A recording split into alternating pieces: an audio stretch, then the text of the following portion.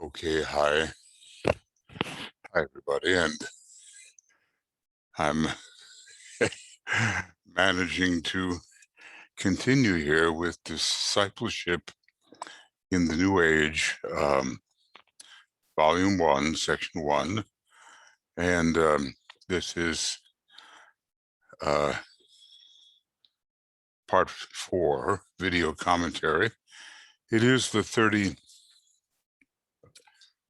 of July, and or I thought maybe I'd have to begin in August, but here we are, and we're on page 35, and this is, I believe, and I know that BL or Joe or Michael will correct me if I'm incorrect. It looks like a program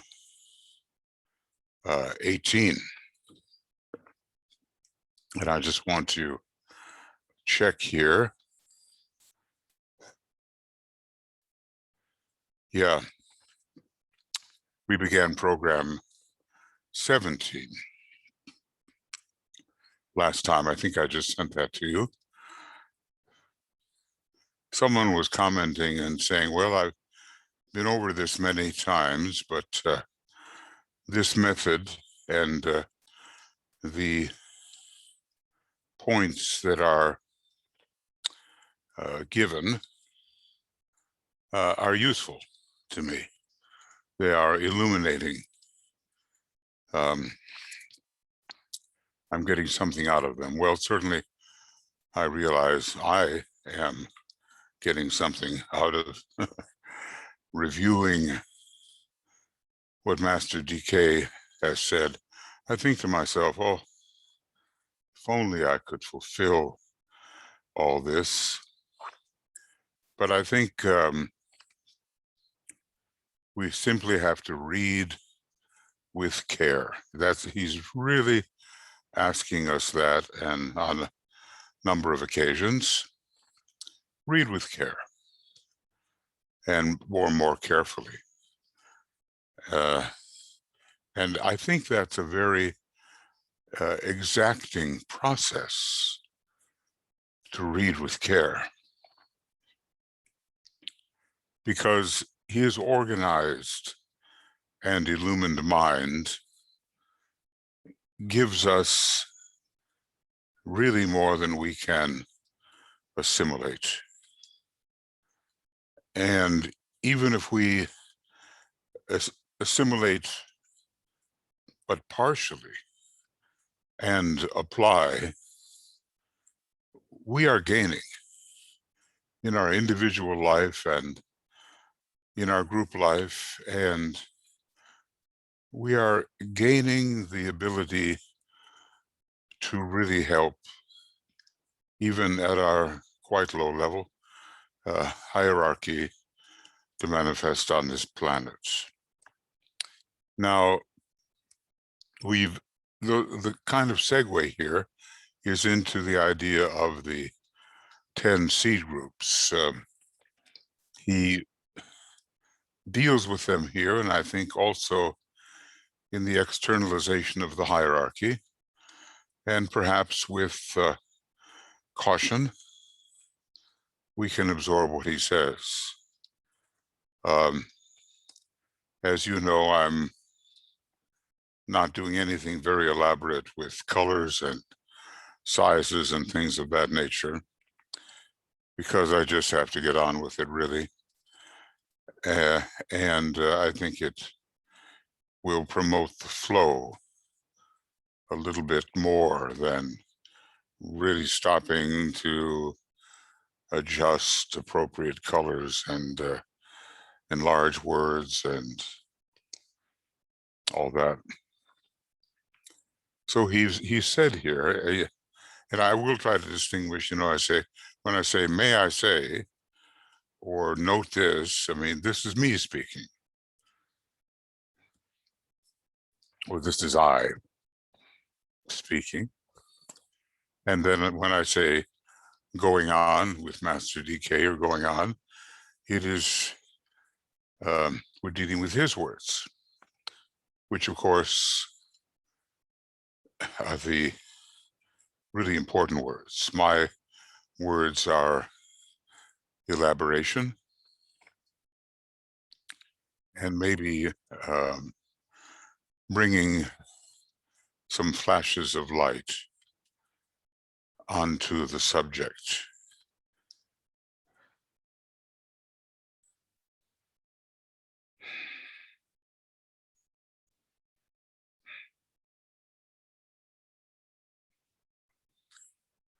So he said here, as part of our little segue, I've said that these groups constitute an experiment. This experiment is fourfold in nature, and a concise statement about it might prove helpful. Well, what does he say? They are an experiment in founding or starting focal points of energy in the human family through which certain energies can flow into the entire race of men. You know, it's not just for our edification that we are reading these things. As the coherence of these groups grows, and we do expect that coherence to grow toward the year 2200, as it is, as I've often said, a 275-year project. As that coherence grows, it really will benefit humanity. There are various modes of service, certainly more than the 10 listed here, but these 10 are foundational in many respects.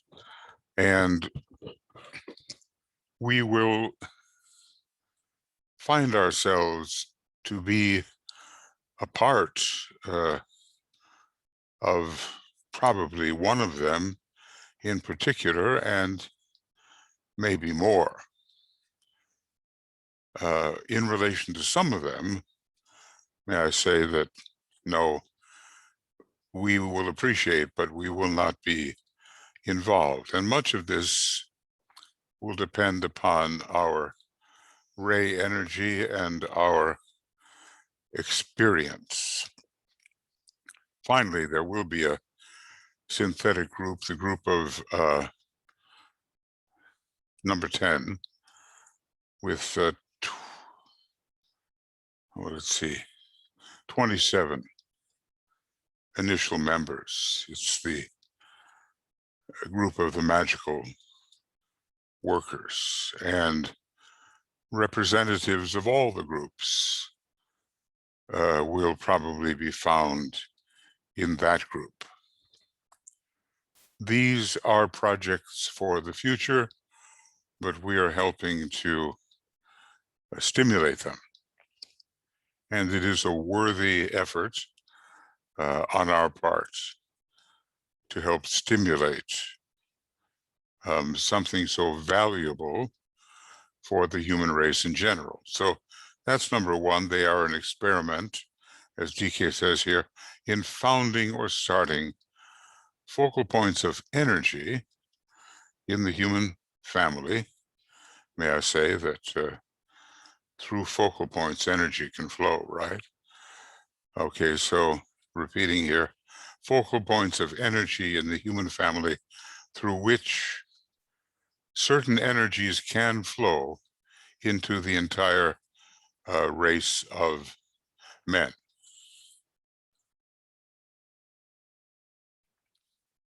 Okay.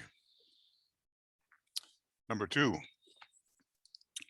they are an experiment, says DK, in inaugurating certain new techniques in work and in modes of communication.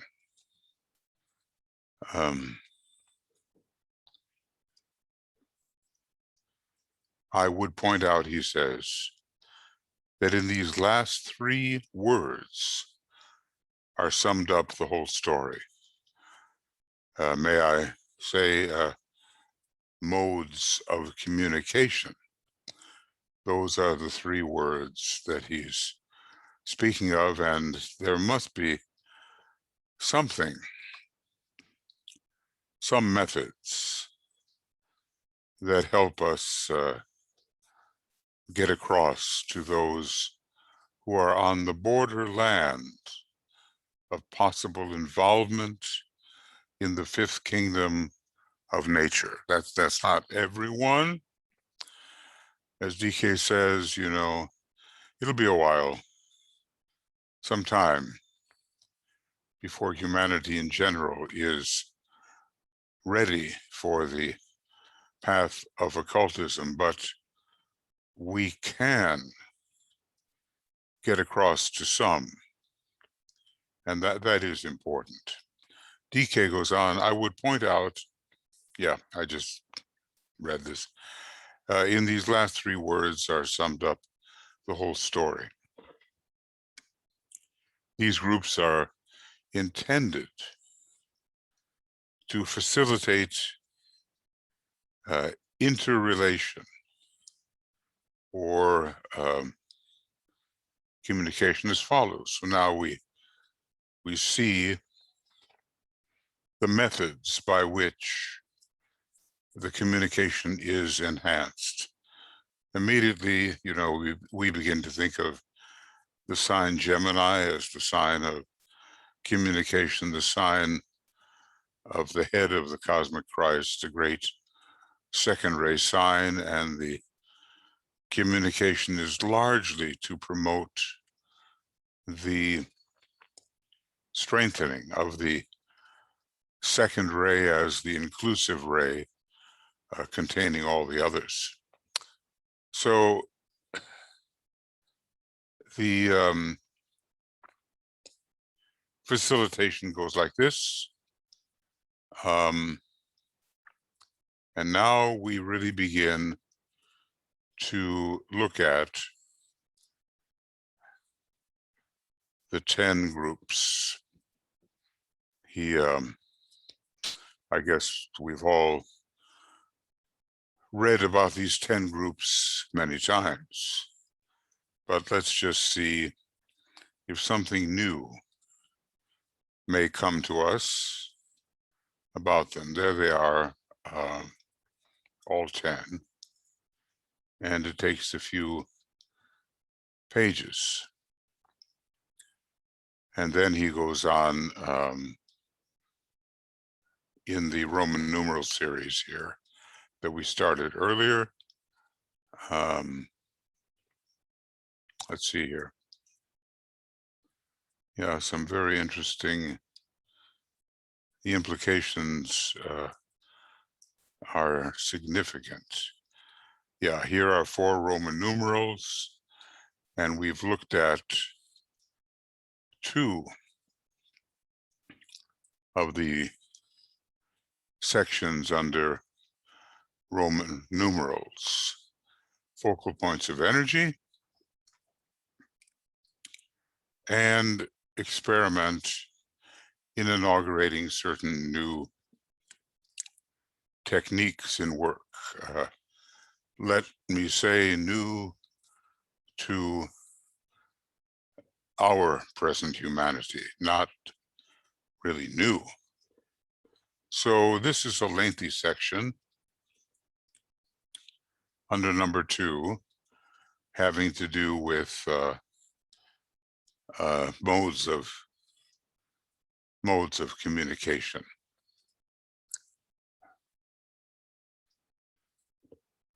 Okay, I seem to be fading out here.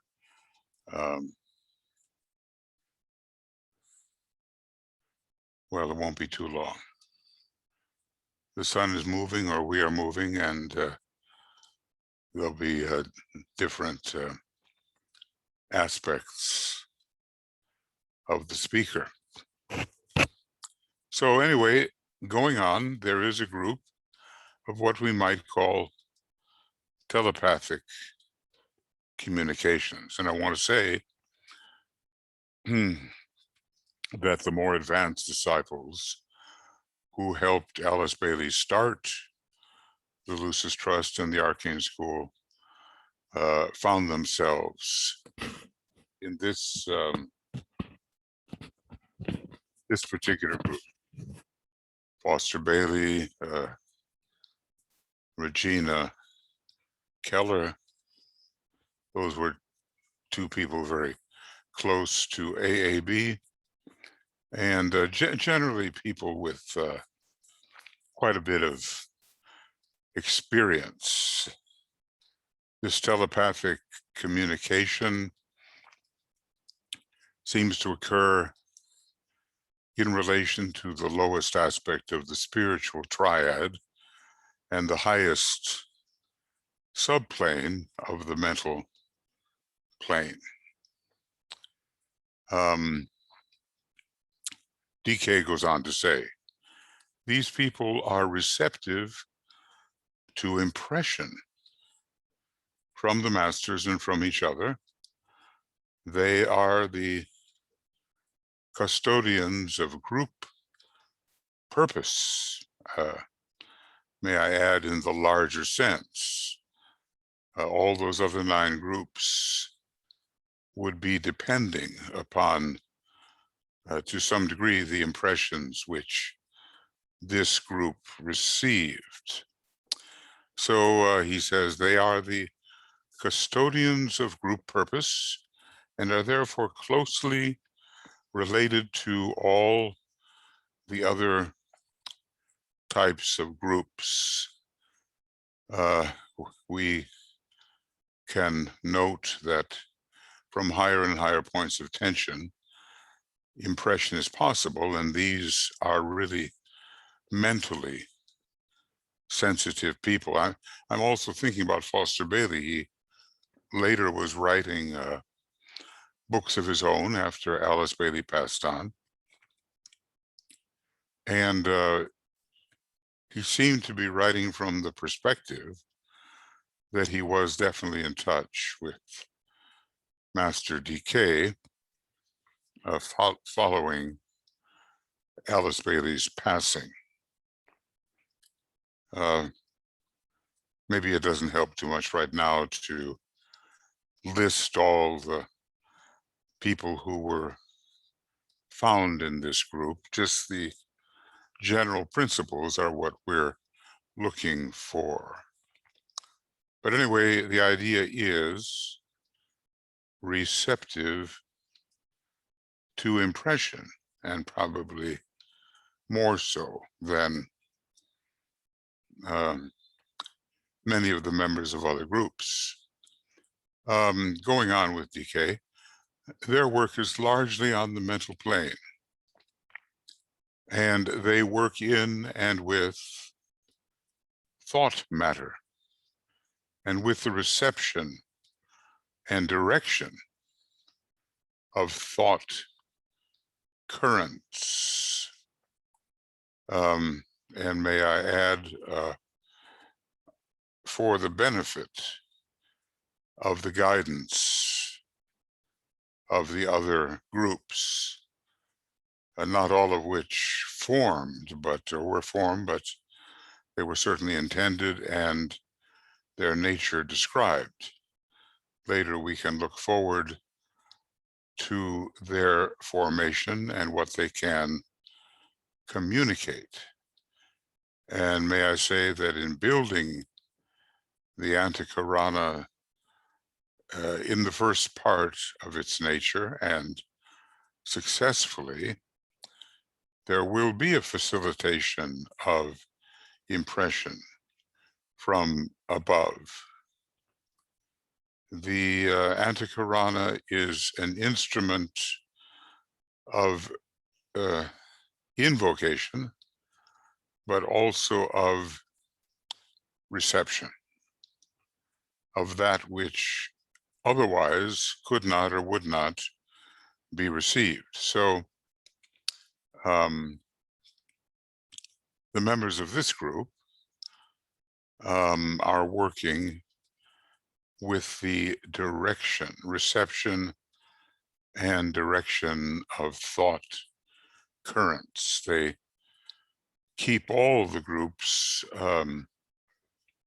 so to speak, on the straight and narrow, the intended, purposeful path. They are, as it is said here, custodians of group purpose, looking at the group as the larger group consisting of all the members in the 9 groups of 9 and the 1 group of 27. Going on with DK, they are also working at the facilitation of communication between individuals, so that the rules and methods whereby speech can be transcended may become known, and the new way of intercourse be brought about. The masters have a kind of internal television, and they don't have to stoop to what is quite cumbersome, the use of, as DK often says, inelastic and inadequate words. And Master Moria speaks of the lightning of thought, meaning that much can be communicated in ways which are in advance of what humanity today, by and large, can do.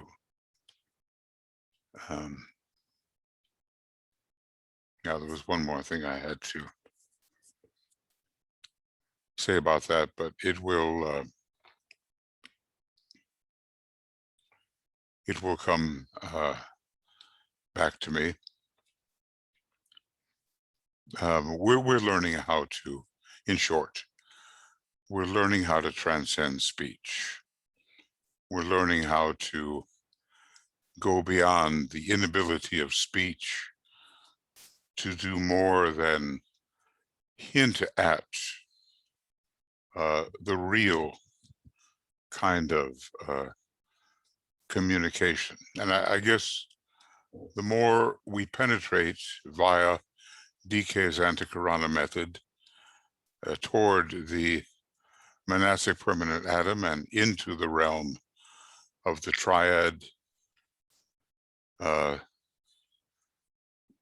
a certain extent, penetrating into the buddhic and atmic planes, not all the way, of course, the more these, what can I call them, instantaneous capacities will be developed in us,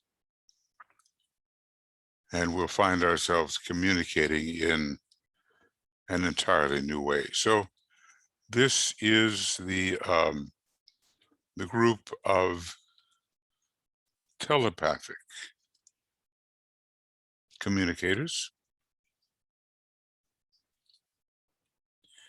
It does make me curious, you know, to see who it was.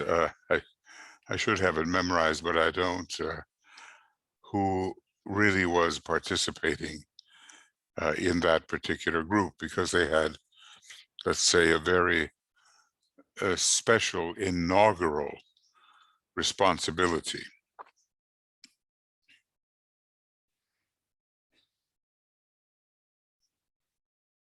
And then we'd have to know a little something about each one of them. But Alice Bailey was right there. Foster Bailey, Regina Keller, you know, some of these people who were central to the whole project, and were, to a great extent, trusted disciples. So Anyway, new methods of communication would be brought about by this group. And then he talks about these methods, which I guess are telepathic methods, different types of telepathy. I did want to say that back in the 80s, some of us were called together to do some experiments along this line, and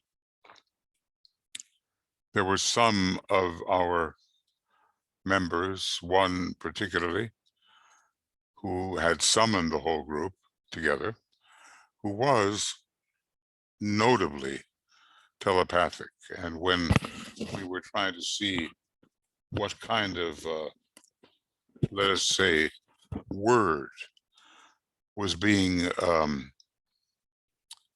sent forth during a particular month, he got it almost every time. My record was not so good, nor were the records of some of the others, but this person set the example. And he, like Alice Bailey, had a lot of that Gemini energy in his chart. Gemini, in so many ways, is a sign of telepathy, I would say.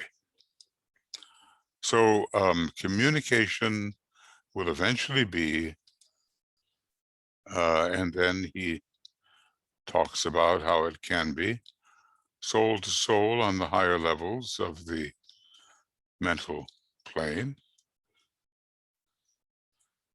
This involves complete alignment so that the soul, mind, brain are completely at one. Think about that for a moment. Soul, mind, brain,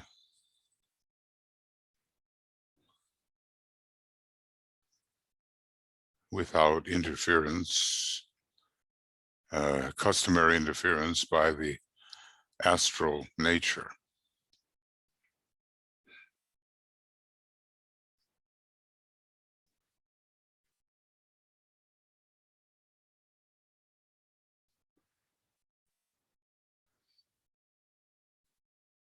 It's been said that the whole project, so many projects here, begin with the stage of alignment and end with alignment. Of course, in the beginning, it's an attempt, and at the end, it's an accomplished fact, fait accompli. And then also, communication is mind to mind on the lower levels of the mental plane. Maybe this is what we more often, excuse me, call telepathy. This involves, says DK, the complete integration of the personality or lower self, so that the mind and brain are at one. I may say that there's a lot more in the mind than there is in the brain of most. And notice that this is not a soul, mind, brain alignment. This is just a mind-brain alignment. But even so, it is significant. And then elsewhere, DK also talks about solar plexus telepathy, such as a parent, a mother particularly, may feel in relation to her child. And I suppose there is also a kind of etheric telepathy. We wouldn't really have a book entitled Telepathy and the Etheric Vehicle were this not the case. So, but those two modes of communication are the main ones. And from soul to soul, which I suppose in a way is what Master DK tries to achieve with his chelas, and then something more concrete, mind to mind. DK has said that we are all naturally telepathic, but we tend to cover it over through disbelief and through glamour and other types of obstruction. So Master DK goes on, disciples must remember these two distinctive contacts, and bear in mind also that the greater contacts need not necessarily include the lesser. Now that's interesting, isn't it? You can be participating in soul telepathy and not have any particular capability regarding the telepathy of the lower mind.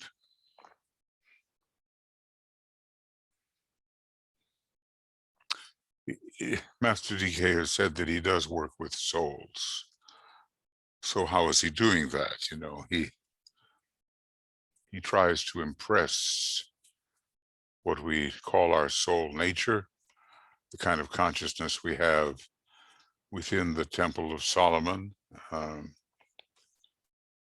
just as the solar angel is impressing us simultaneously through its extension, which I've been calling or regarding as the angel of the presence. DK goes on, telepathic communication between the different aspects of the human being is entirely possible at varying degrees of unfoldment. Well, if we look for a moment at something maybe not so positive, but which is telepathic, we can understand how fear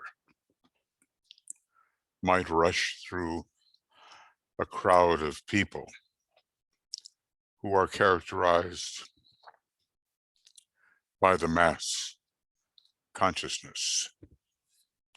And these days we're watching a lot of illusory thought, which seems to communicate itself rapidly during these the present time in which truth is being compromised for selfishness. So let's say that some of the lower telepathy here is not necessarily only of the good and constructive variety, but soul to soul telepathy would be. So in the book itself, Telepathy in the Etheric Vehicle, the different kinds of telepathy are examined. There's a feeling part to all this pathos, telepathos, and a jumping across the normal means of communication. When one lives with someone whom one really loves and respects and regards as a co-worker, the emergence of telepathy is much more possible. I think somewhere he tells us that criticism will stop telepathic contact. You know, those cleavages which we create with our thoughts, whether verbalized or not, they prevent us from coming across to the other person.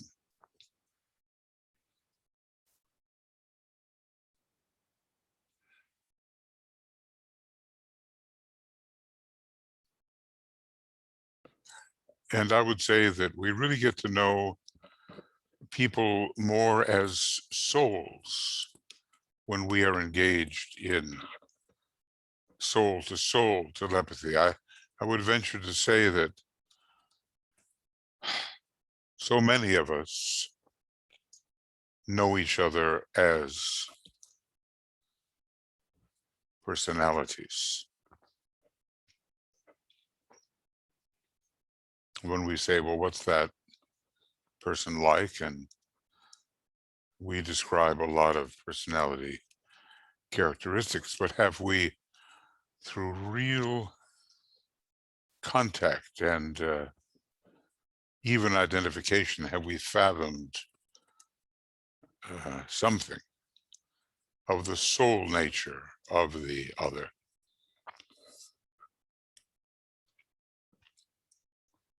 I know there are many people in my life whose soul I have not fathomed. And I'm thinking, you know, back in early days with what Master Moria calls the near ones, close relatives and so forth, have I really understood them from the aspect of soul? And I would just have to say, well, I could certainly do better now.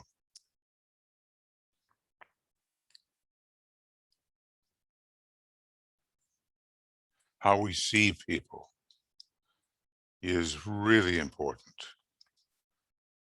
And if we have a superficial kind of judgment of others, we just have not made the real in-depth communication. I was thinking, you know, well, I was thinking of my father, who for so many years was a businessman, and he continued that line of pursuit. And then he broke some bad habits suddenly, and in his 40s took up painting and became, I would say, gradually quite a good artist. And then, you know, it was his soul speaking, emerging. And although I never completed fathoming what was there, I will say that it became easier when he was involved in something closer to his own soul, which was not simply business as usual, but the fine arts in a way. Then I began to be able to see more.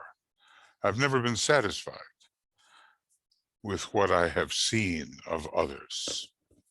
And when I compare what Master DK sees of us to what we may see of each other, well, is there a comparison? We might say that the master knows us through and through, which is beyond our capability, and then offers the kind of advice which, if followed, will definitely lead to progress. So there we have some thoughts about the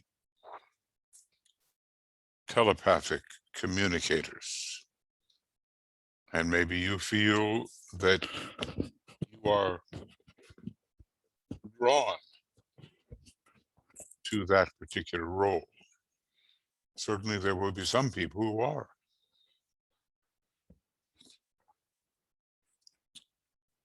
Now, the next group is the trained observers, and we sometimes look at them, may I say, as the ones who are dealing with glamour and overcoming it, and are really viewing others and their condition with real discernment. They do see. May I say also that when you develop the attitude of the observer, you begin to ask yourself, well, who is the observer? What is the observer? And it's, consciousness at an ever higher point of tension. Finally, it is the monad itself who is the observer of the entire pilgrimage, which has taken us into the lower worlds. But in the beginning with this group, it's quite enough to see things, register things from the perspective of the soul. So going on with DK, their objective is to see clearly through all events, through space and time, by means of the cultivation and use of the intuition. Now, that is a good definition of what they do. They're not mystified by superficial sight. Their objective, says DK, is to see clearly through all events, which, may I add, can be bewildering, going on through space and time, and may I say, the space and time being the very substance of initial illusion. So they are seeing clearly through the customary misinterpretations, mental misinterpretations that we call illusion. So repeating then through space and time by means of the cultivation and use of the intuition. And so, shall we say that again, having built the antahkarana to a sufficient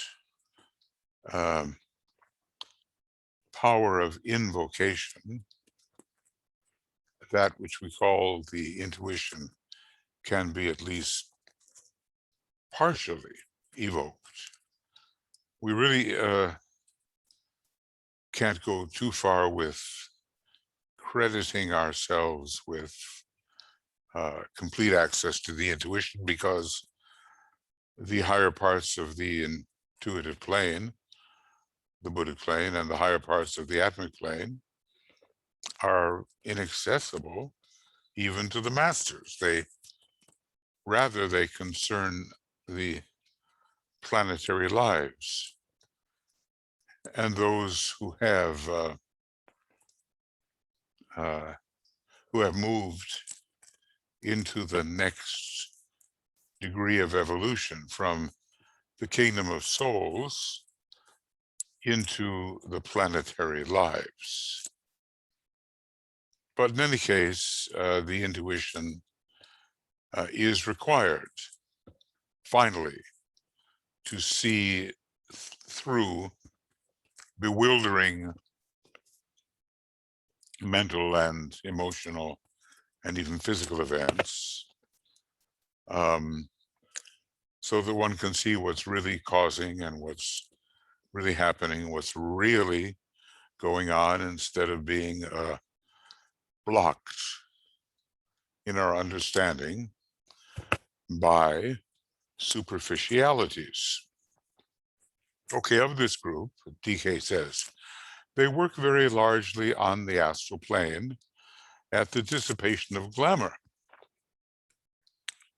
thus bringing in illumination to mankind. I keep on thinking of the dissipation of glamour as being a very scorpionic activity. Why so?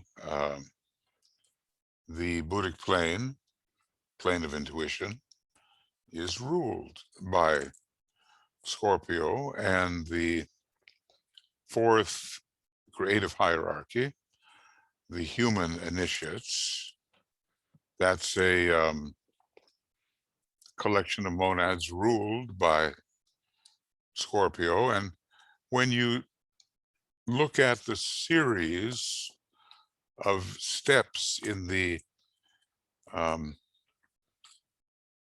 meditative process, we have something like this: Leo, concentration; Virgo, meditation; Libra, contemplation; Scorpio, illumination, and goes on to inspiration and initiation and beyond.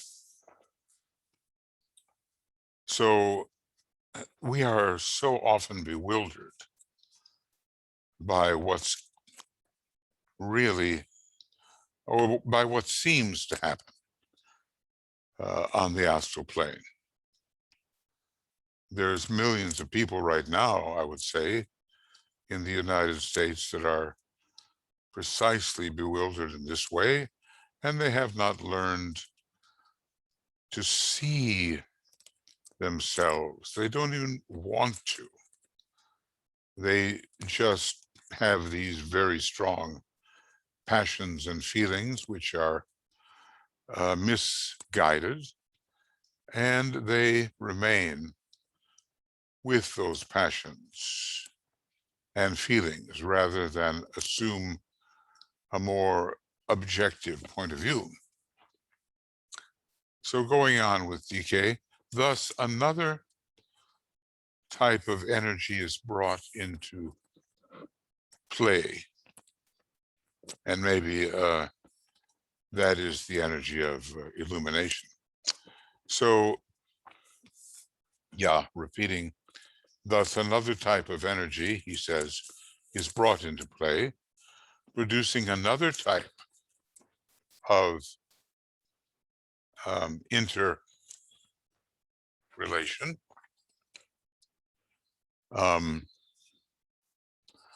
and communication. The communication is between the plane, which is the plane of illumination and pure reason. Now he's calling that the buddhic plane, even more than the mental plane, as a plane of illumination, and the plane of illusion and glamour, which is the astral plane.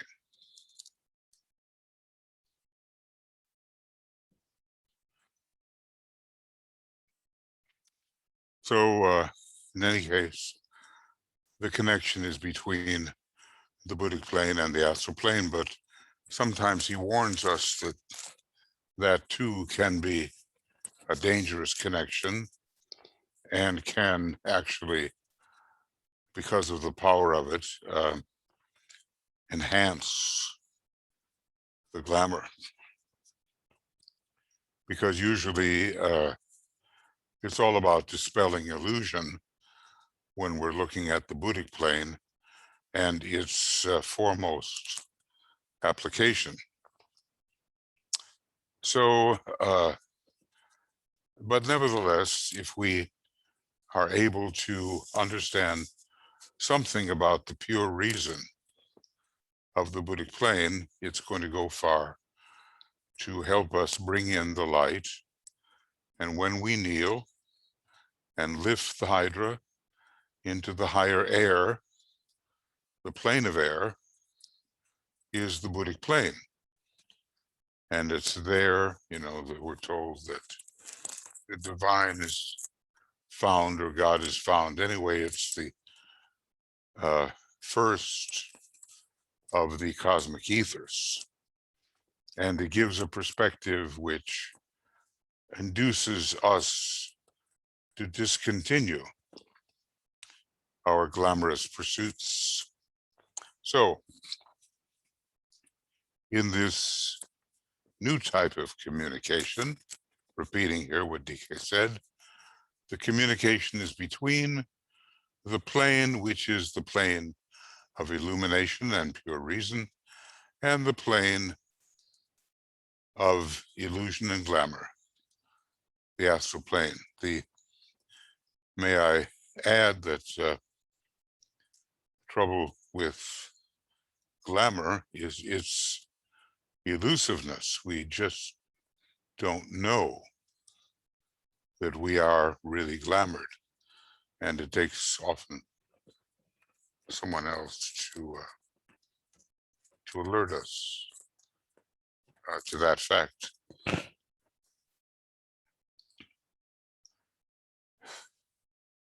Which, may I say, we may or may not welcome, even when DK alerted us to the fact of certain glamours.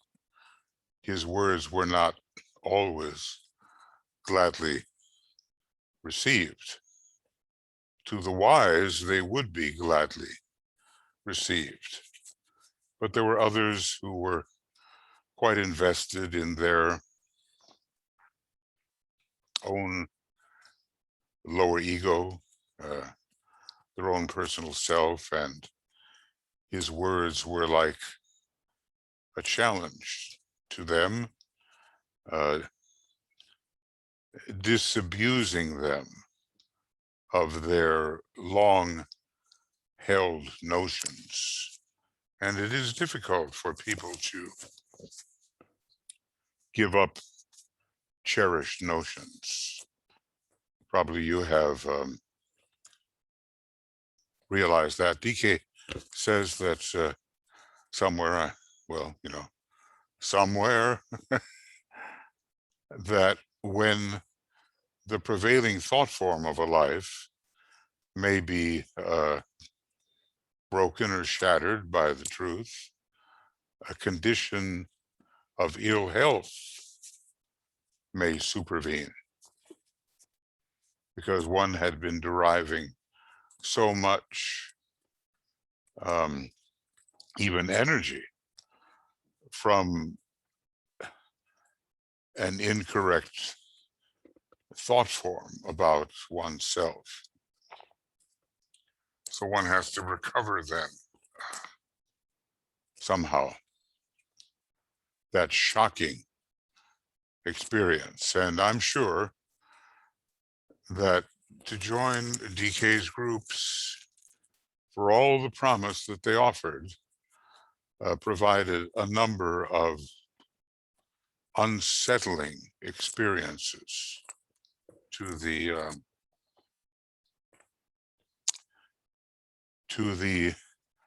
members who were full of expectancy of progress.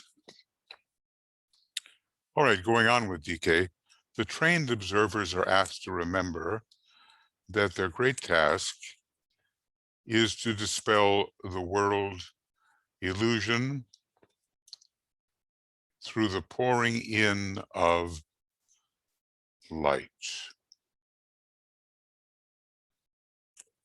Well, the world illusion at the present time is unusually intense. People just can't stand to deal with the compromising truth. What is compromised? Their own rather prideful thoughts regarding their status and their accomplishment and so forth. It is tough, isn't it, to be taken down a peg or two? I keep on going back to the man who, ISGL, as that is, who was quite convinced he was passing through the fourth initiation, or had done so, and had convinced his students that he had done so, and he had a lot of students in a couple of few different ashrams around the United States. I think one out in Montana and one in Asheville, North Carolina. I don't know where else. And to put it bluntly, wouldn't you think that was a bit embarrassing to have made a claim, or to have let it be known that one was an advanced initiate, only to have the master come along and say, well, work hard according to the lines I give you, and you may, in this life, pass through the second initiation. What a coming down then was that. And from what Alice Bailey said, and from what the results turned out to be, I think he just couldn't take it. And he comforted his bruised psyche by simply withdrawing. And one does not know in his own words why he did that, but obviously he could not make the transition which Master DK was suggesting he make.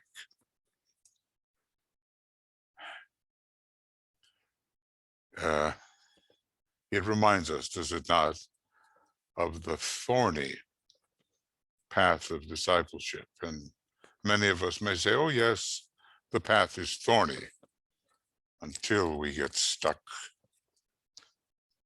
And then we say, ah yes, the path is thorny. But the thorns are found on the rose bush, you know, and the various pains of the thorns lead to the experience of the rose, which is the experience of the soul. Master DK going on here. When there are a sufficient number of groups working along these lines, that is, the lines of dispelling world illusion through the pouring in of the light, there will be found, he goes on to say, upon the physical plane, certain channels of communication, which will act as the mediators between the world of light and the world of illusion.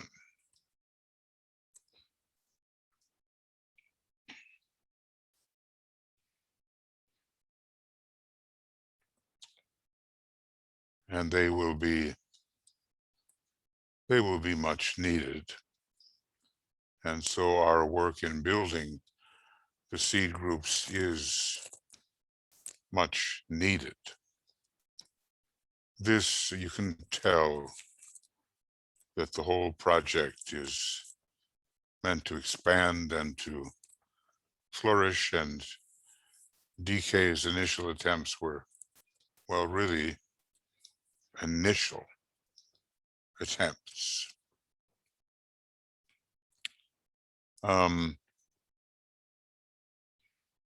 So these groups, this personnel, this mediating type of group structure of this, DK says, they will be transmitters of that form of energy which will break up the existing glamours and illusions, and so dissipate the ancient deceptive thought forms into which so many fall, may I add, and don't know they have fallen. They've fallen into the pit, into the trap, and they don't realize it.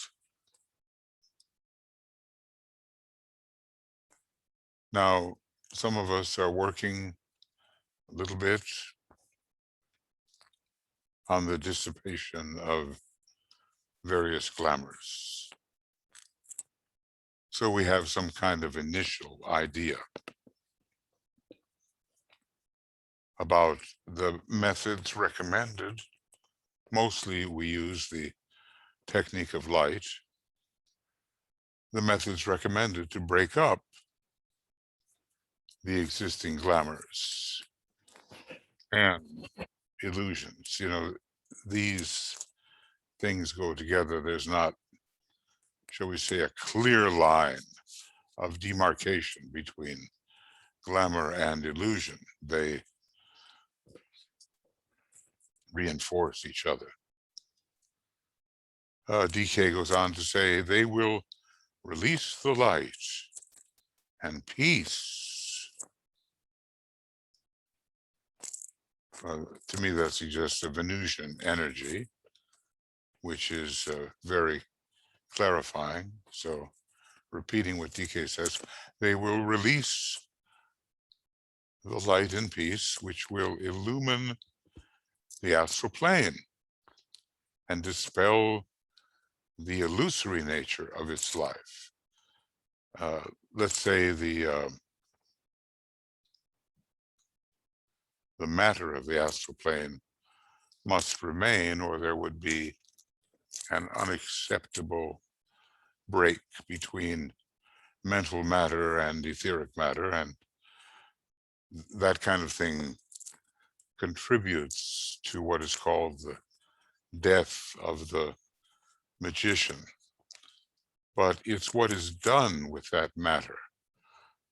Does the sun shine upon it, and are the forms created conducive of the higher life, or does the moon shine, so to speak, and incline us to create illusive and elusive forms?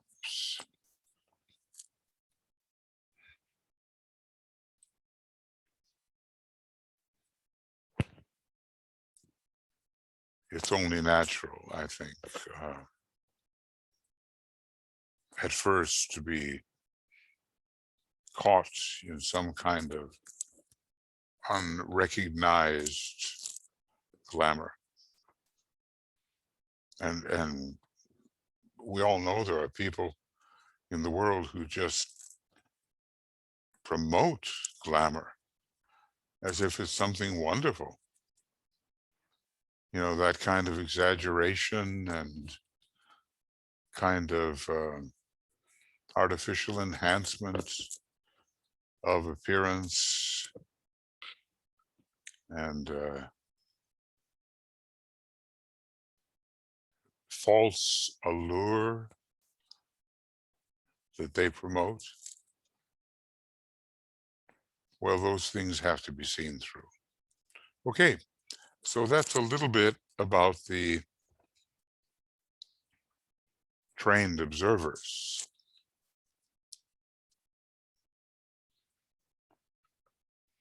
And as I said, we're doing some work along those lines.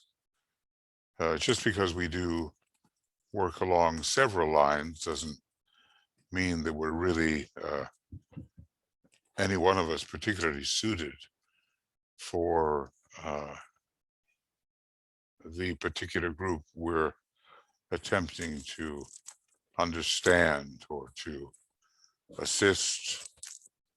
All of that will come into sharper focus in the years ahead. And may I say that it does seem to be a bit of an overlap in terms of the capability which some people have. We might even see this when we look at the group number 6, the religious workers, and then the trained observers, and they use the same chakras.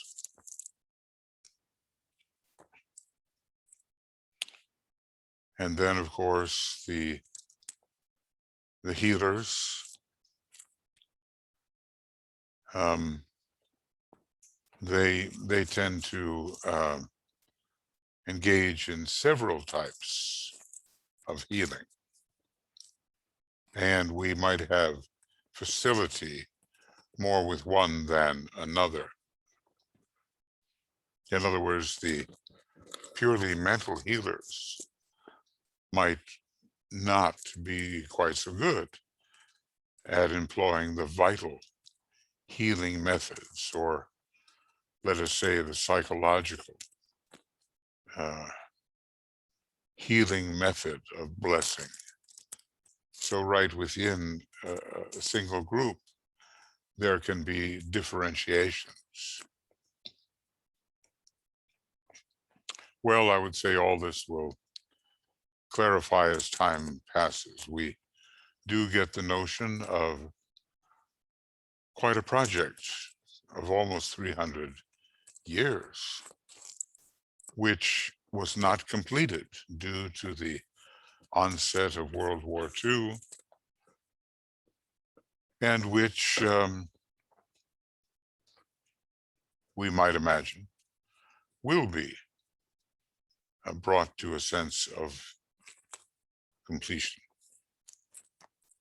Now, the third group is the just what I was talking about, the group of magnetic healers. And I think it must be a very big group. So many people are interested in healing of an esoteric kind.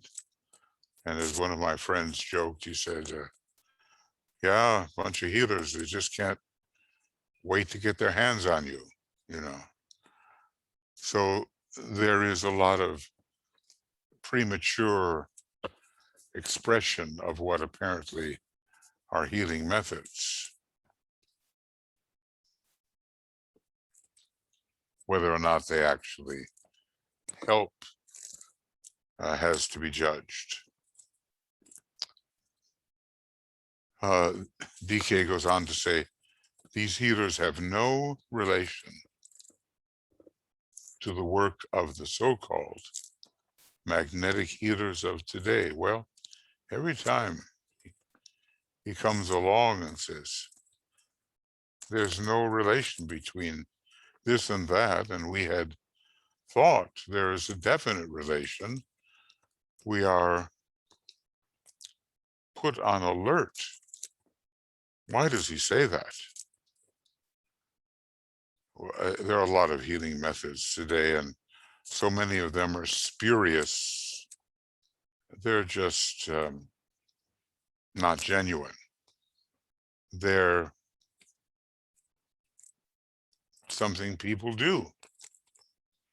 I knew a person who was showing me her method, and she was just kind of waving her hands around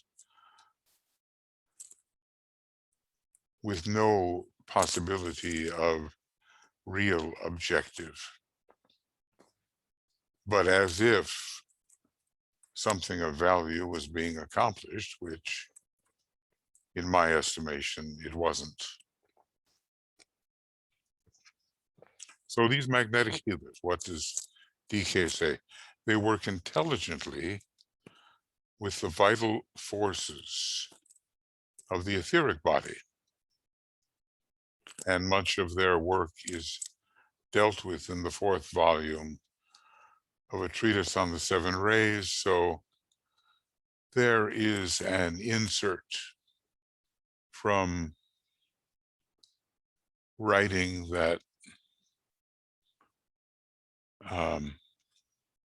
took place after this was written. So it looks to me like it's possibly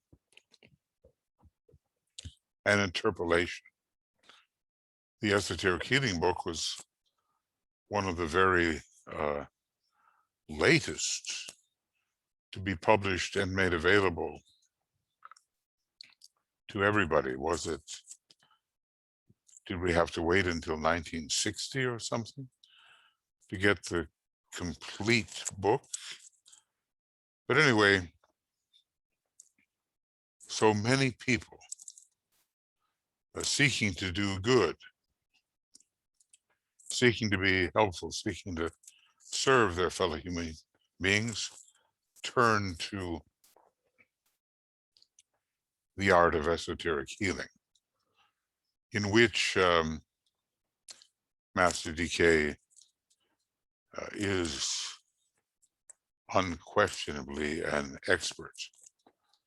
And when he, his ashram externalizes as one of the 5 initial externalizing ashrams and carrying the note of right human relations,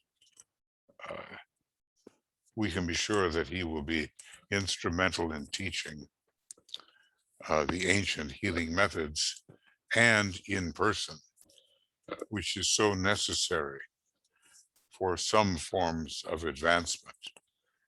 He often says, doesn't he, well, this will have to wait until there is a master present. Okay, well, and why? Because of course, the danger of wrong methods is considerable, and his presence will assist in the avoidance of avoidable difficulties. Master DK goes on, this group of healers must bring about the right healing of the personalities of individuals in all aspects of their nature. Now, just a little while ago, he talked about the vital body.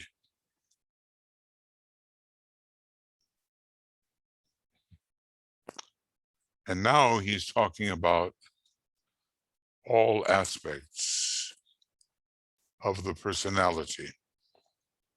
So let's just say we can concentrate maybe on one or the other. Probably it's a rare thing for people to be equally adept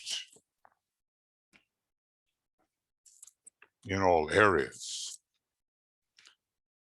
He goes on to say, the work to be done is that of the intelligent transmission of energy to various parts of the nature, mental, emotional, and physical. So this sounds like quite a simple statement, but obviously one has to be very judicious in the technique utilized, or techniques. The intelligent transmission of energy to various parts of the nature.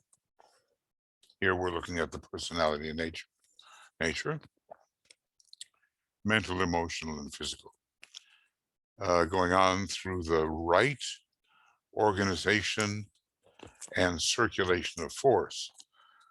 It kind of reminds you, doesn't it, of the inner initiation ceremonies in which the personnel involved are there to see to the right circulation of force in line with the divine circulatory flow. That's basically what the sponsors are there for, and the triangle, ever changing depending on the initiation, surrounding the initiator. So all of that is scientifically prepared. Because if it were not, and there were incorrect administration and circulation of force, the results would be negative. They may be, I would say, hard enough to handle anyway, because of the accretion of energy, to which the initiate up to that point has been unaccustomed. In other words, let me say that good energy or useful energy can come in, but if you're not used to it, you have to learn how to handle it. And a lot of mistakes can be made. So anyway, distribution. We're learning about distribution to mental, emotional, and physical aspects of the personality, and circulation between those aspects. It's all part of what has been called the divine circulatory flow. Now, going on with decay, present-day healers should endeavor to break loose from the modern and traditional ideas as to healing. Let me say that many healers are trapped by outmoded thoughts and approaches. And still, those thoughts and approaches do seem new to them, and so they feel justified in following them. But there's more to it. And DK is offering something of that more. So present-day healers, what should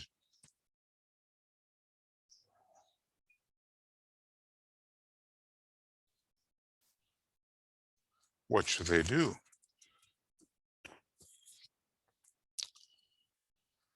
They should recognize the stupendous fact that healing must eventually be carried forward by groups which will act as the intermediaries between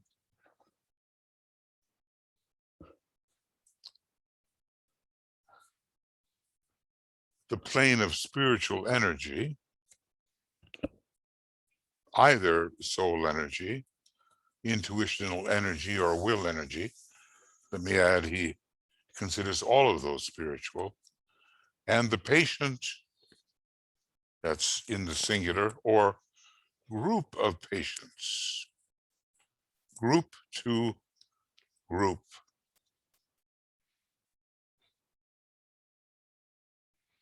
This really is going to be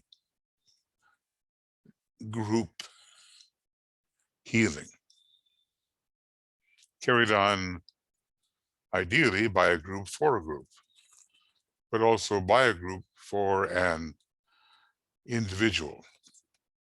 Probably some of us have engaged in both methods.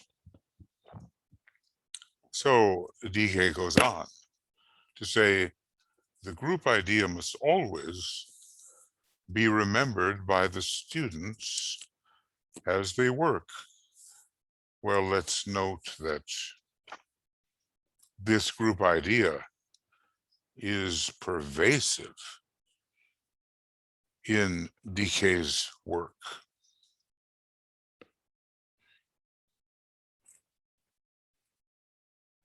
It is the Aquarian way, and yet it is difficult to get people to think in terms of the group, and so common is the idea of the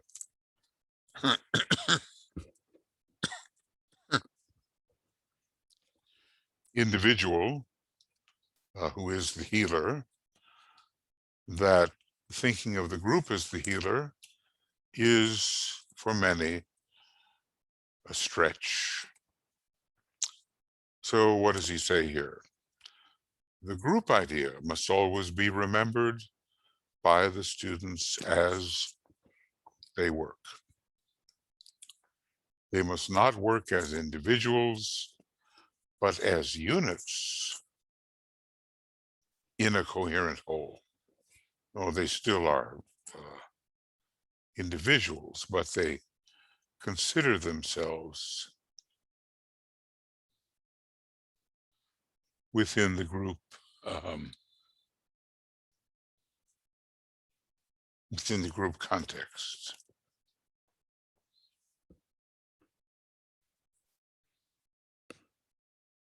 One can sense, can one not, the power of working with a coherent, skilled, healing group.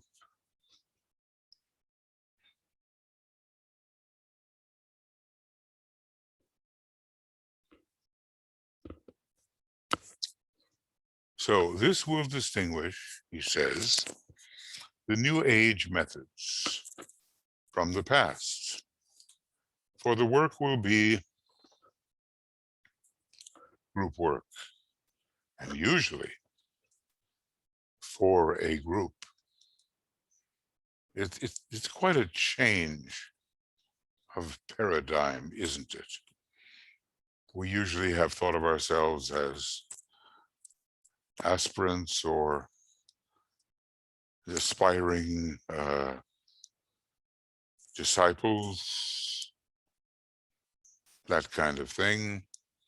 And we're being asked to reframe how we regard ourselves, rather as units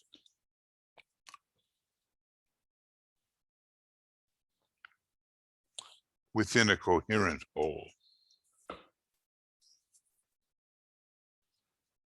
Magnetic healers must learn to work as souls and not as individuals. Now, right there, that would take quite a bit of pondering. They must learn to communicate healing energy from the reservoir of living force to the patient or patients. I'm sure this came as a shock to a number of would-be healers. Well, just even to center oneself as a soul, that's hard enough, isn't it?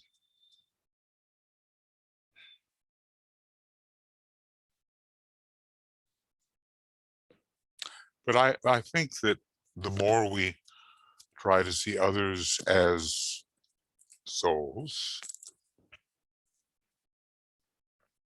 the easier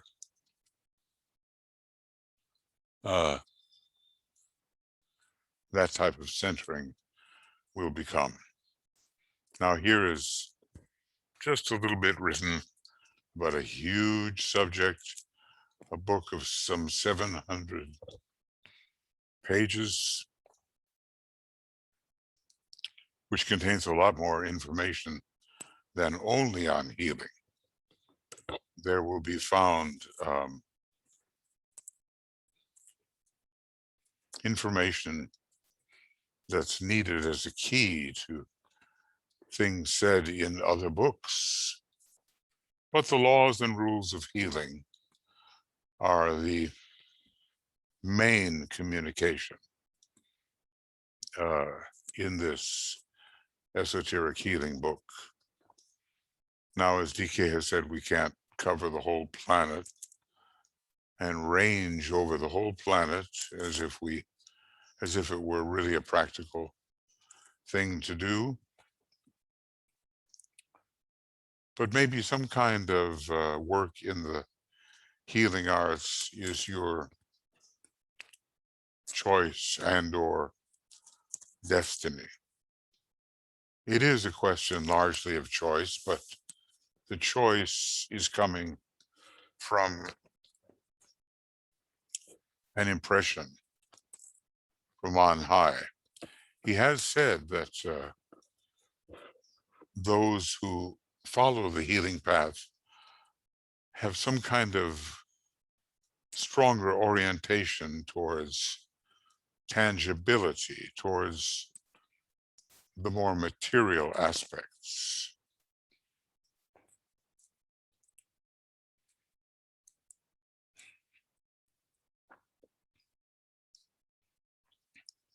And I suppose those who follow the path of glamour busting have some particular facility on the astral plane.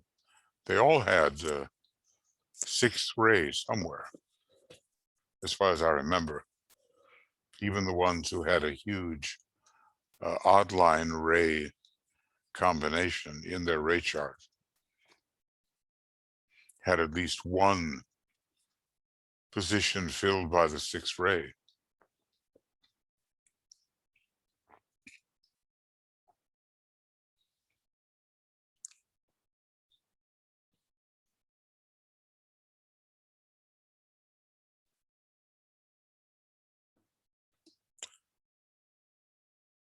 So it's really worthwhile to read that great book. I have read it and probably worked in it a bit, not as much as in other areas such as the rays and astrology and the hierarchies. At the same time, I know there is information in that book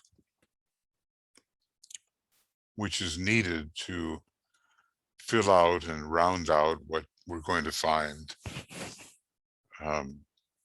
apparently lacking in the other books. There's nothing that Master DK says, all of it being of real significance that should not be kind of tied together with the areas of incomplete knowledge. A book of 700 plus pages, I mean, you could spend years trying to understand. And nowhere else that I've found does it give such a complete understanding of the cause or the causes of the most prominent diseases of humanity. Okay, so that's, don't you feel there's a whole lot more to be studied and said, but then again, DK has provided for us that more.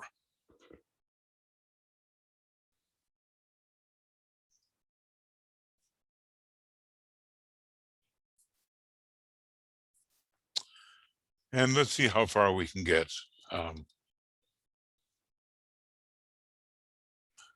There's also the fourth group.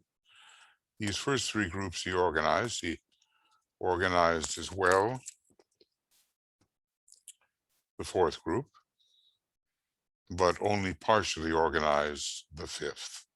And beyond that, well, it would have been interesting to see, don't you think, who he chose for membership in some of the other groups. No doubt he had in mind who he would choose, but we don't know who those individuals would have been. And we always learn something by studying the membership of any such group.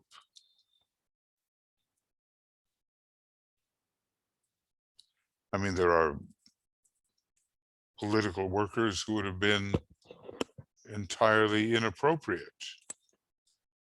in the third group of, let's say, esoteric healing. So people were put where they could do the best job. And it would have been an insight into his thinking about those he gathered, their rays, their astrology, their focus within the creative hierarchies, etc. It would have been interesting to see who he chose. Okay, well, it's pretty clear to me that in this particular program, I'm not going to finish all 10 groups. I don't think I have the stamina for that, and it would be like a humongous program. But okay, we'll go on to the next group, which he did complete, at least in terms of gathering the membership of the group. And it's a group in which quite a few of us might take a strong interest, because many of us are, in one way or another, educators. And our book then, or one of our illuminating sources, would be Education in the New Age, just the way the Esoteric Healing book would serve group number 3, and the Glamour World Problem book, group number 2, and Telepathy and the Etheric Vehicle, group number 1. So this is the statement that the educators of the New Age will come next. Their service, says DK, is along the line of culture. Now, may I say, you immediately think of the fourth ray and Mercury, and then maybe the third ray too, and Mercury. Mercury is very much an educative planet, and DK, a great educator, is sometimes called Mercury. So anyway, repeating here what DK has said, their service is along the line of culture, and they will work to bring in the new type of education. Well, noting that so much of what we have experienced as education has been stultifying. I'm still remembering, I'd like to take a trip back to some of the old grade schools that I attended and see those desks set in the floor rigidly in perfect lines as a square,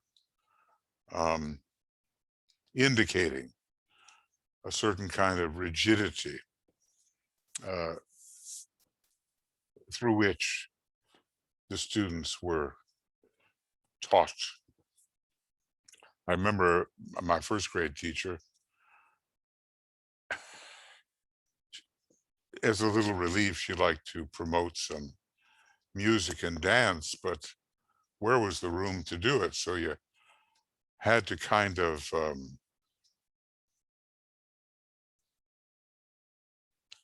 be in one aisle while your dance partner was in another. It was very awkward, but she was trying to get around the rigidity. I also remember a certain Mrs. Kelly who had a duck, and I think she was a kindergarten teacher, and she always or frequently brought her duck to class for the amusement of the children. I think it was one of the only rooms where you had just an open space and not that rigid structure. When I changed schools because of a family move, there it was again. And I don't know anymore, you know. Obviously, many years have passed. Whether those desks have at all been moved around or set into a more congenial pattern, but the outer pattern does affect the psyche. So in the book Education in the New Age, a lot of new approaches are suggested, even though this was written a long time ago.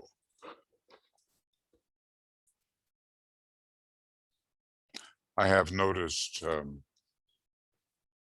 in the schools to which I've sent my children that there have been changes in flexibility, I would say, and movable chairs, if you will, so the different arrangements could be utilized.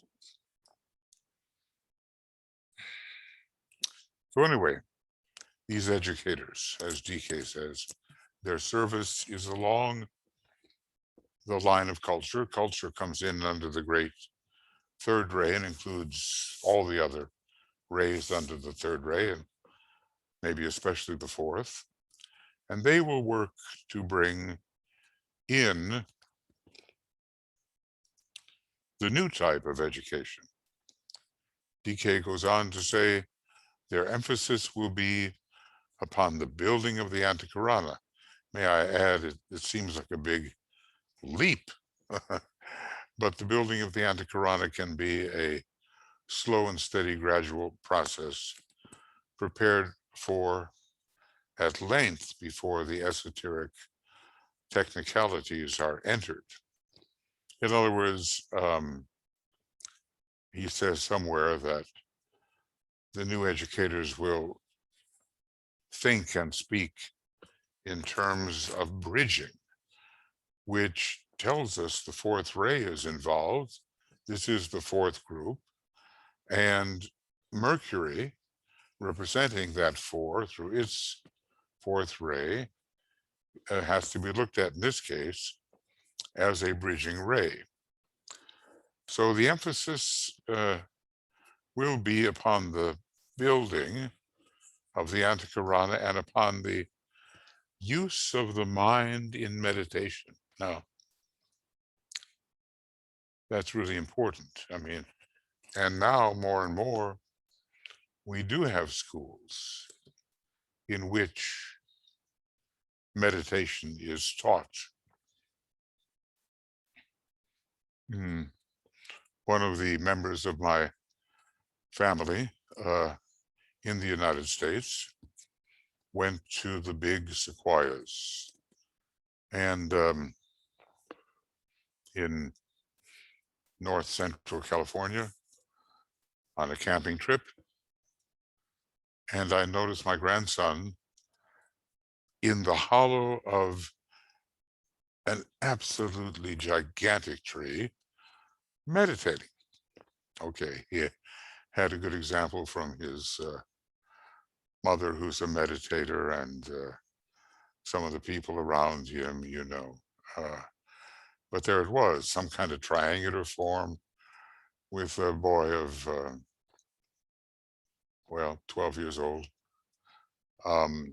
meditating and, you know, signaling to me anyway, the way of the future. More and more, this kind of approach is being allowed in the schools. Maybe not so much in those areas which are really not just conservative, but reactionary and want to preserve the bad old ways, but increasingly in the more progressive types of education.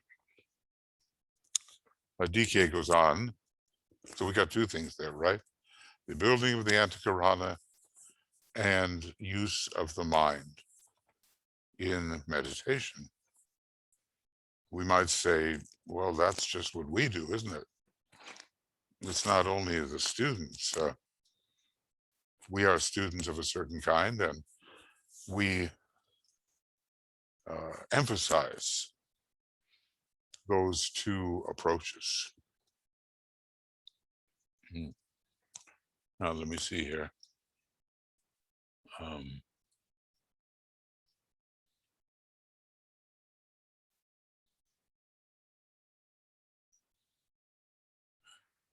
DK goes on. Again, much of this new educational science, and may I add, it's called a science. Well, it's as much an art as a science, but okay, the educators will know what they are doing. Much of this new educational science will be given in the 5th volume of the series. Now that would be in the rays and the initiations, a very, may I say, advanced book, not particularly targeting the normal students, but at least 100 pages or so on antahkarana building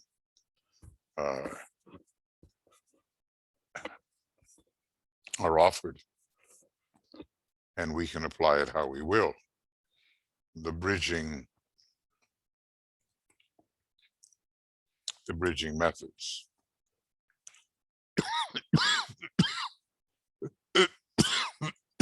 Excuse me.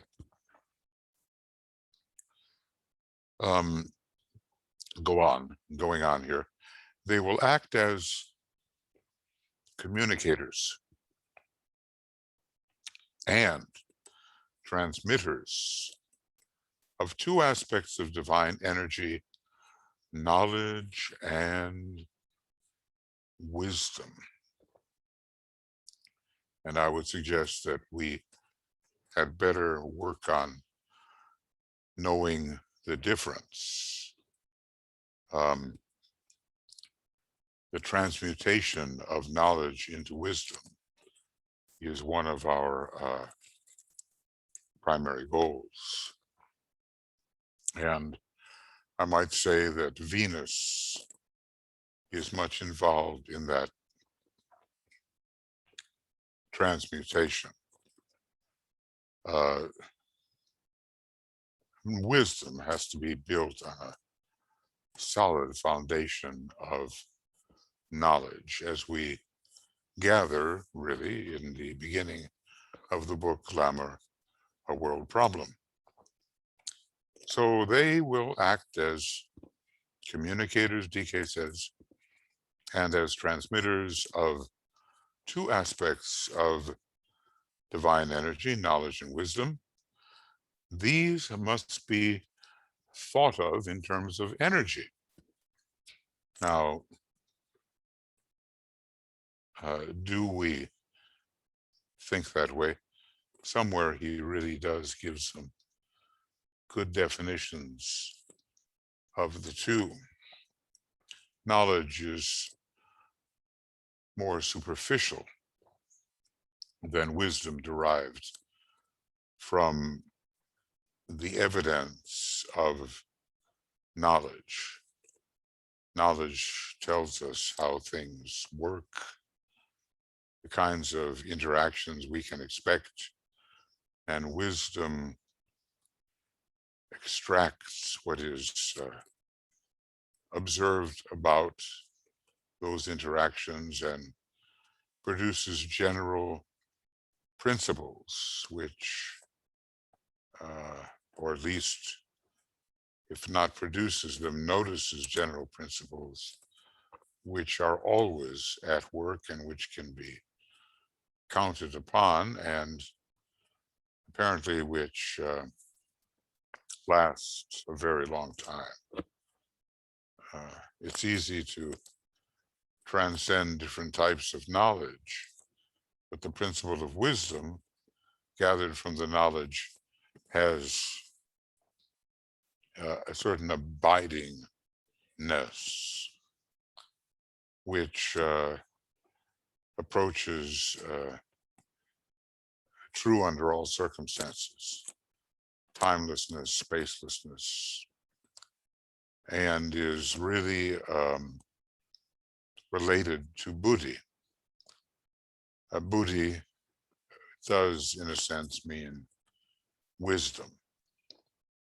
Well, those ideas are certainly not as good as the ones that DK has here somewhere about the nature of knowledge contrasted with wisdom. Somehow knowledge is more connected with the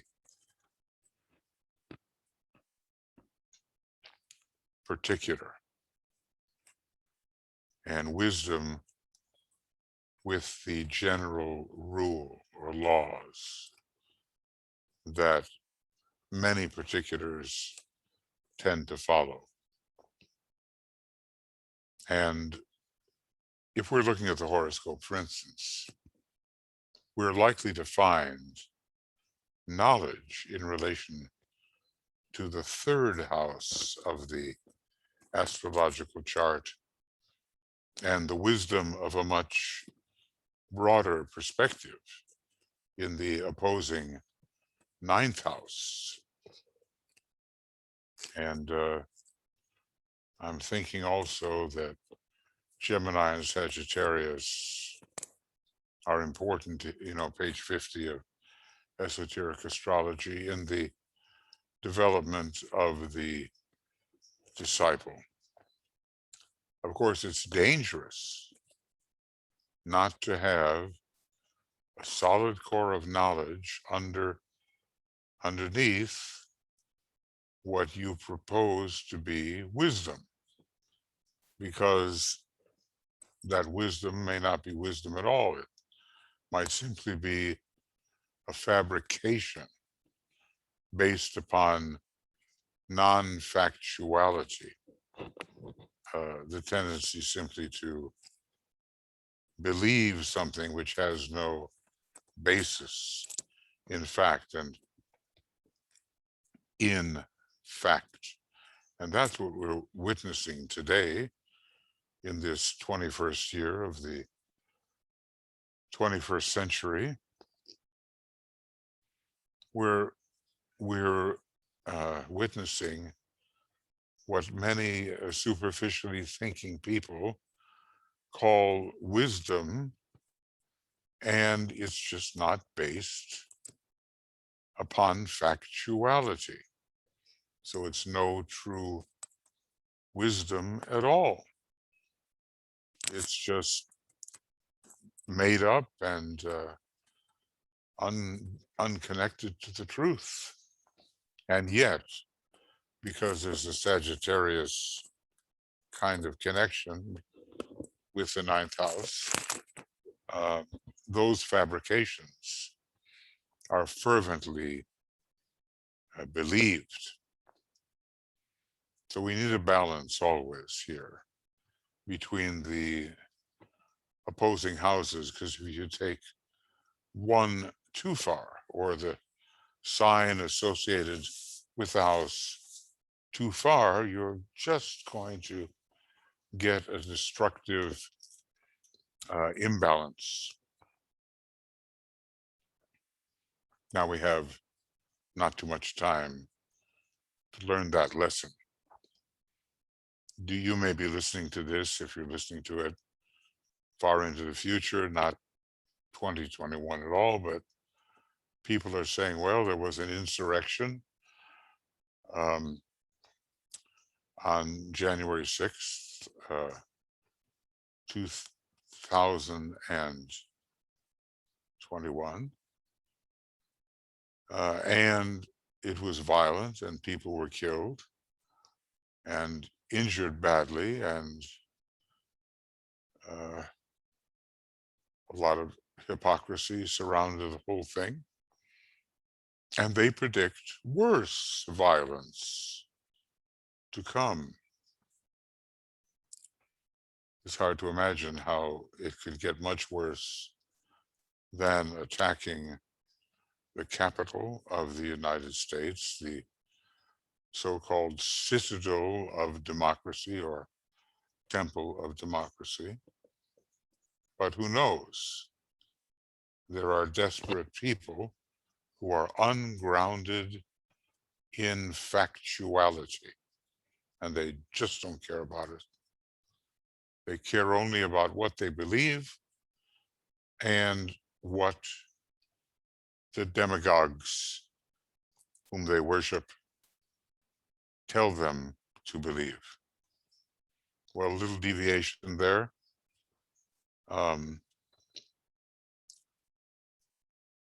But they think they have wisdom, and they don't, because their so-called wisdom is divorced from fact. Maybe that's my main point there. This fourth group, DK goes on, whose work is concerned with the education of the masses. So we're not only talking about esoteric education, we're talking about helping people move out of mass consciousness, at least into the intelligent consciousness of Leo, from Cancer to Leo. So this fourth group, he says, is the direct intermediary between the higher mind and the lower mind. Well, we might say we can leave it to the esotericist to deal with the higher mind, and, you know, people of great mental acuity. And as far as the lower mind goes, it can be trained, but the training of the lower mind does not mean that real wisdom will emerge. I often joke with, you know, a bit of a joker here, but when I'm in a restaurant, when I used to go to restaurants, the wait person would come up and say, well, what would you like? And I say, well, I'll have a little wisdom, please.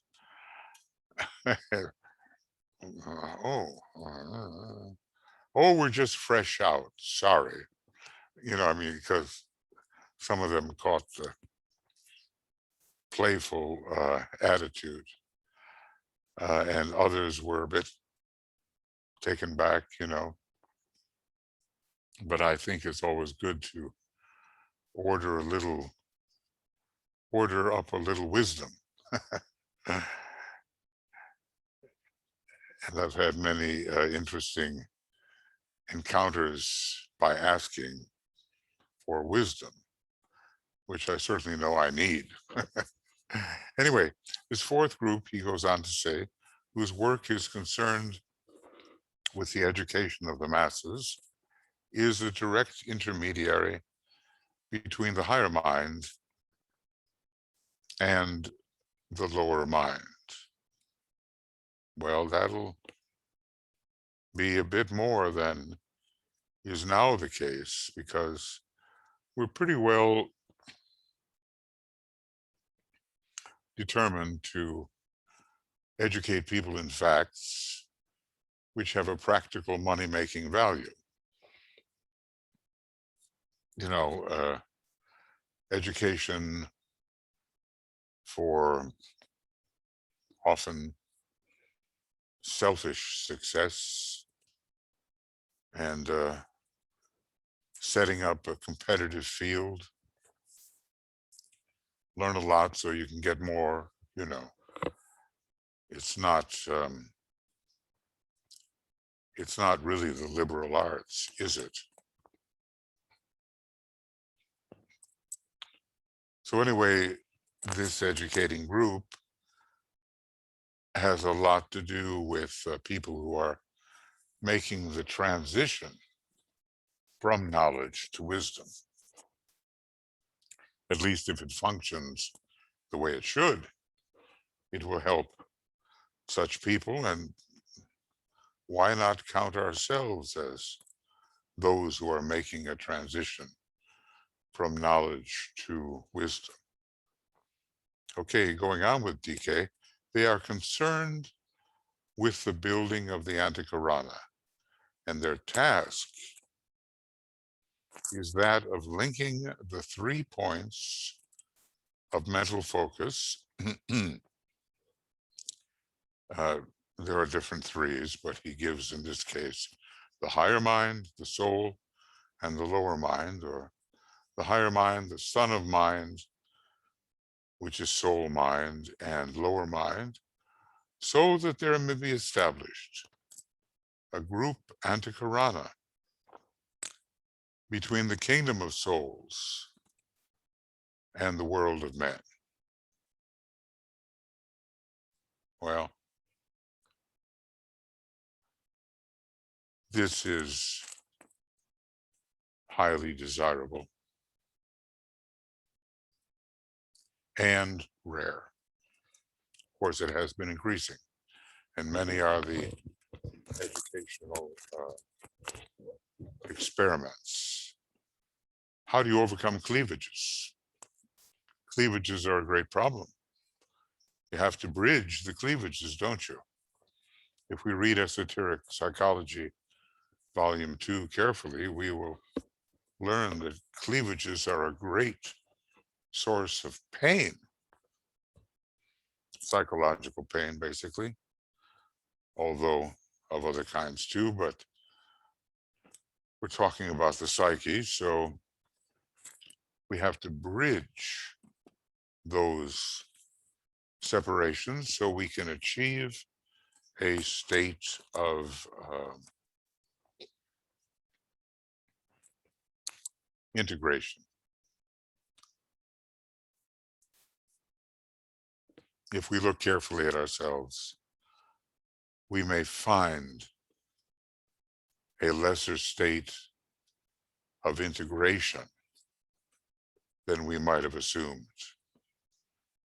There's usually something that's out of alignment or causing some disruption in the harmonious integrity and flow of the whole.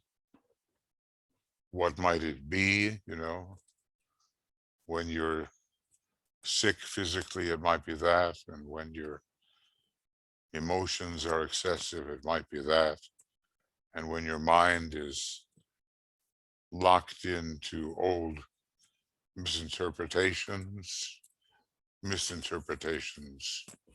It might be that.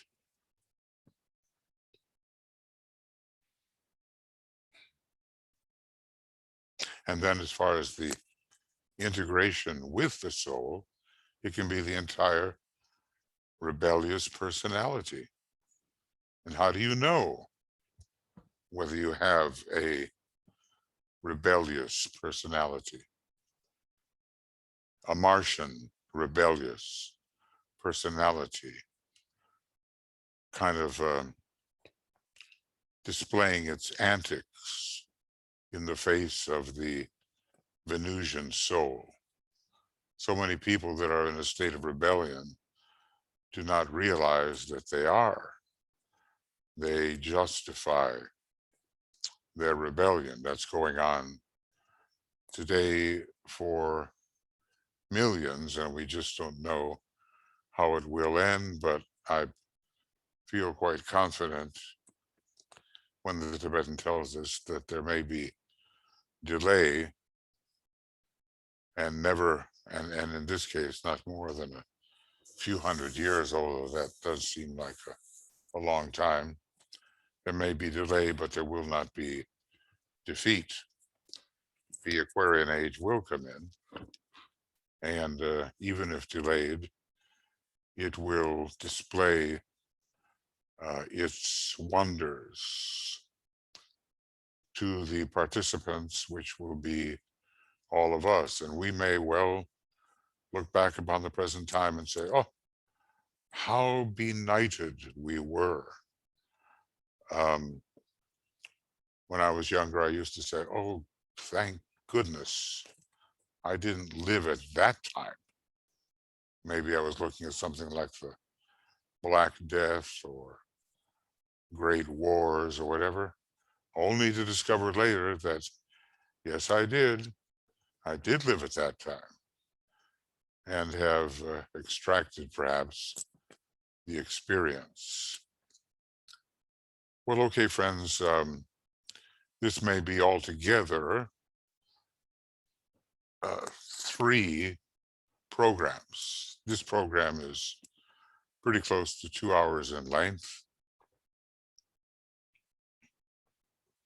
And we've dealt with the telepathic communicators, the trained observers, the magnetic healers of 3 different types, the mental healers, truly mental healers, who are as much philosophers as anything else, being the rarest, and then with the educators of the new age. Now we're going to go on to the political organizers, which as I say, he had to stop there. Well, first things first, if the world is falling apart and humanity is threatened by the forces of darkness in the second aspect of the Great War from 1914 to 1945, you have to do something about it. And DK became very, very busy.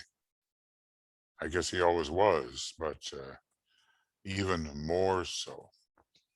So there was a time when he gave his students something to think about, and he just didn't write again for 2 years to them. Now that's a long hiatus, considering he was writing every 6 months. And we do have to remember the effect upon the instrument. The instrument in this case was Alice Bailey, and he always had to keep that in mind when he was doing his work. Her stamina, her health, whether she was too much filled with concrete manas on a particular day rather than a more appropriate type of abstract mind, etc. He had a lot to contend with, but we can be very grateful that indeed he did persist. as we would expect a master to persist, and as we one day will learn to persist. Right now, we're a bit like a point of light or fire, which glows brighter and then dimmer, brighter, dimmer, brighter, dimmer, because it's a question of approach and retraction. It's not a steady approach, at least in the case of so many of us. The form will only take so much, and we find that the form gives out and we retreat a bit, and the light burns dimmer, at least to the observer, because we're in a state of retraction.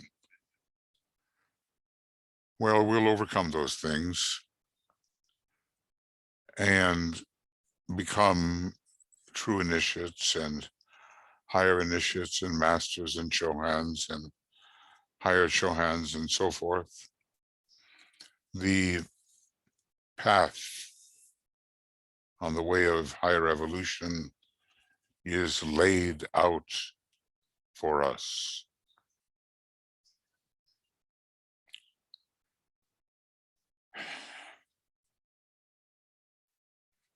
And although the time that will be taken treading that path seems like unimaginable, trillions and trillions of years, maybe we have to put it in terms of quadrillions and sextillions and some of those really big numbers. Really, all of those time periods are simply like instantaneous moments. What should we call them? Infinitesimalized moments in the face of absolute infinity. Sometimes it does help to think big. It puts things in perspective and reduces anxiety. And the reduced anxiety reduces the tendency to glamour and opens the door more and more to truth. Okay, so we will, let's see, what page are we on here? I should know, huh? We're on page apparently 38, but more towards the beginning of 38 than the end, and 35 to 38. Never too many pages, but enough to get us thinking. 2 Roman numerals are either covered or are being covered, and the new techniques, 10 of them, are going to be discussed. And maybe some inkling is coming about the particular seed group in which we find ourselves, to which we find ourselves most attracted or most capable. So this is 35 to 38. And our next program will be program 19, whether it takes place tonight or not, I have my doubts.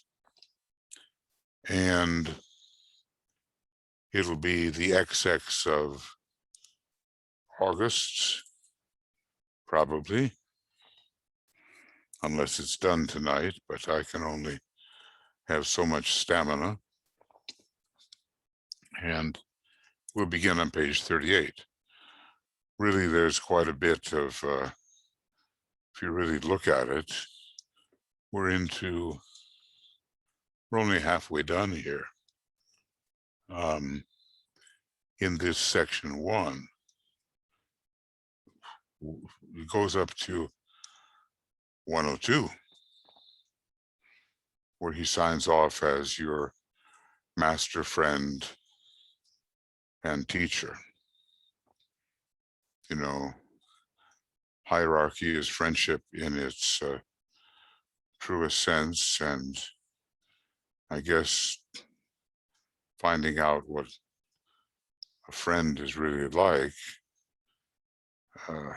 can be done by watching the way that Master DK cares for his students. So next we'll get into politics and religion and science. And then after doing that, maybe there'll be one more program, which is psychology, economics, and creativity. So meanwhile, Tuya and I and all the team wish you lots of love and many blessings. And continued absorption of the great teaching and deepening of your meditation and application of everything that you learn. If only we could really do that. Well, we're on our way. So see you soon. And this will be posted as soon as it is converted. Bye for now.